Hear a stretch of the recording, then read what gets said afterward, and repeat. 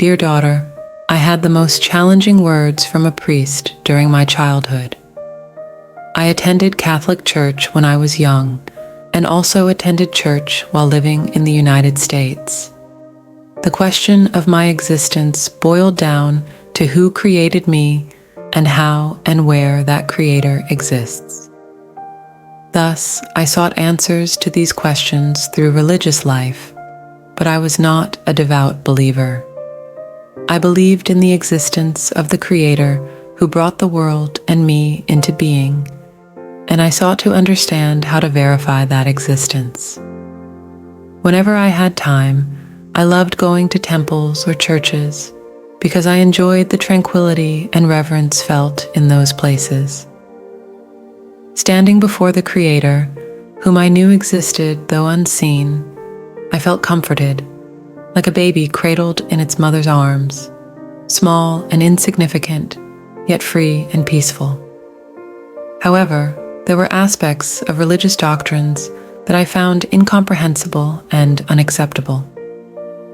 In Buddhism, it's said that humans are born with karma inherited from their ancestors, and in Christianity, humans are born sinners and create actual sins.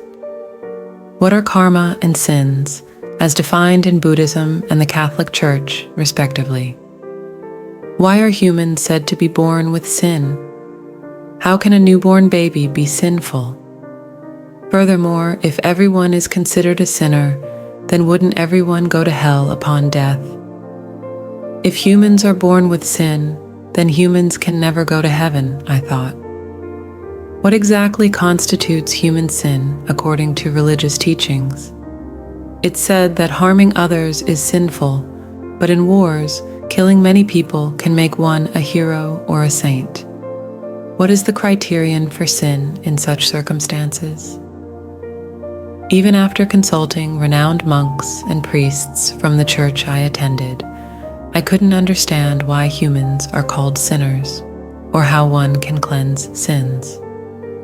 The priests said not believing in the Creator is a sin, while the monks said one becomes a Buddha by cleansing one's dirty mind, and that one can understand one's mind by observing it.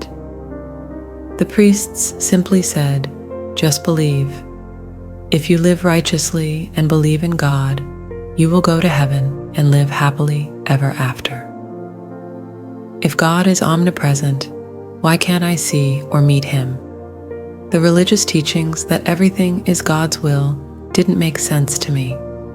However, through meditation, I realized that all those teachings are correct. Humans delude themselves into thinking they sustain their lives. Yet, if they ponder even slightly, they'll realize that they sustain themselves by taking lives of other beings. None of the materials humans use for sustenance, food, clothing, shelter, are created by humans. Humans use materials created by nature and rearrange them for convenience. Humans cannot create life themselves. They reproduce through sexual intercourse.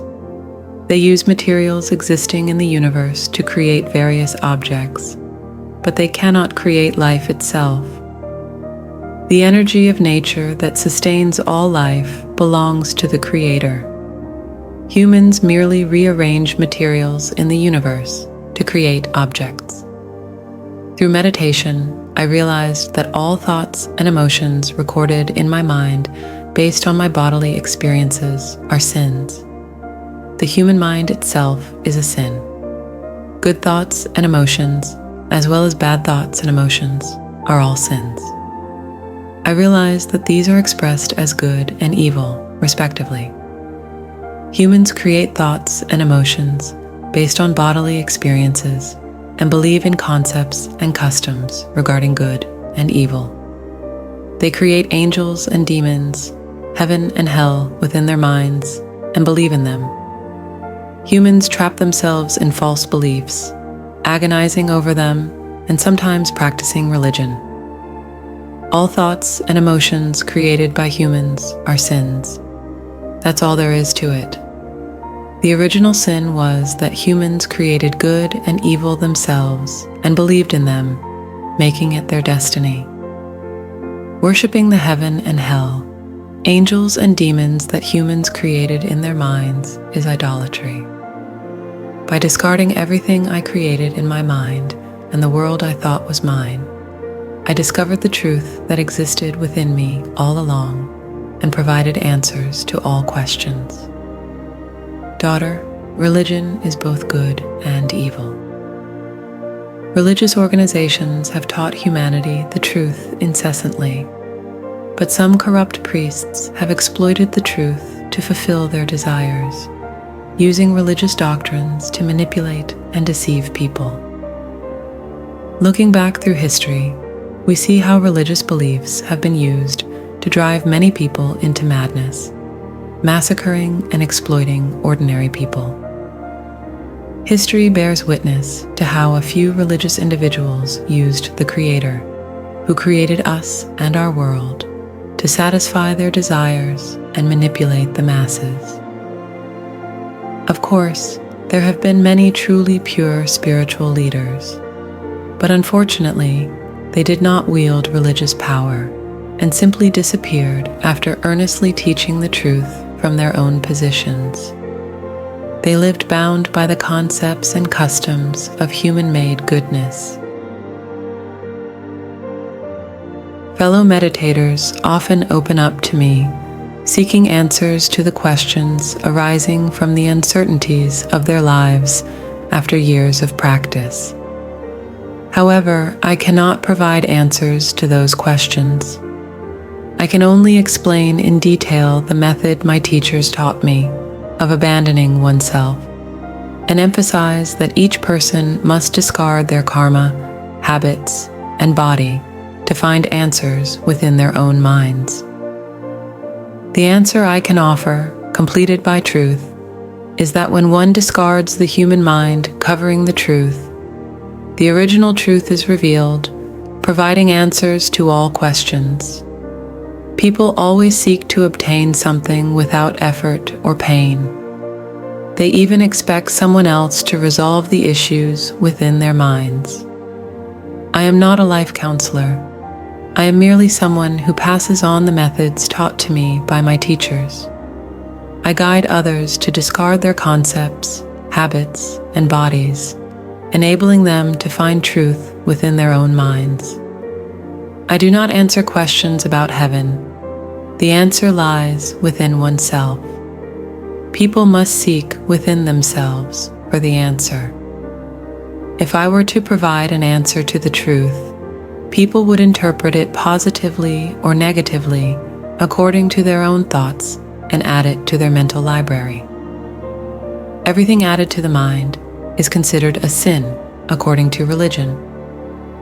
Just as a blank piece of paper becomes dirty with writing, one's mind becomes impure with recorded thoughts and emotions.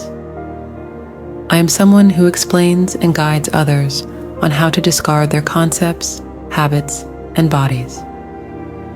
All of us who meditate come to the same realization when we discard the world within our minds.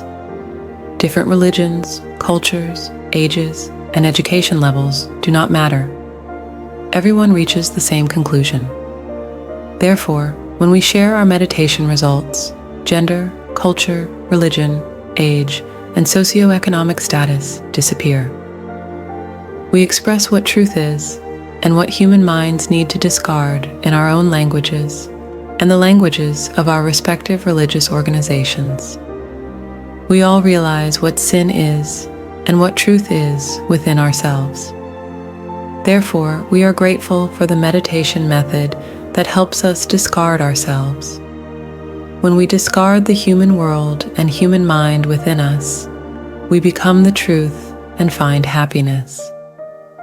However, in the beginner stage, some practitioners, when told to discard their thoughts and emotions about their families, mistakenly perceive it as being asked to abandon their loved ones and angrily quit the meditation group. It's truly lamentable. These people accept the suggestion to discard their negative thoughts and emotions about their families as a directive to physically separate from them. They fail to deeply contemplate why relationships with their families cause stress, as their own belief in their infallibility is incredibly strong. Among materially poor individuals, there are those whose minds are filled with greed, constantly seeking to satisfy their desires. Conversely, there are mentally impoverished individuals among the materially wealthy, always feeling lacking in something. The saying that it is harder for a rich man to enter the kingdom of heaven than for a camel to pass through the eye of a needle speaks to the impossibility of the task. How could a camel pass through the eye of a needle? Those whose minds are deeply polluted with desires and emotions are deeply sinful. They have no interest in what truth is or what the kingdom of truth is. Their entire focus in life is solely on fulfilling material desires. They are rich in desires and greed. While it is necessary for humans, through labor, to earn income and sustain their bodies, if the purpose of life is solely to pollute one's mind with desires and greed to satisfy one's own selfish desires, then dedicating one's entire mind and body to those desires and greed only increases the weight and depth of sin. As material civilization advances, people become ensnared in the pursuit of material desires, making the fulfillment of those desires the purpose and joy of life. This is truly vulgar and deeply sinful. Both the mind that idolizes material possessions and the mind that disregards them must be discarded. Living within your own mind, you begin to discard yourself and become the most beautiful person. I will talk to you soon.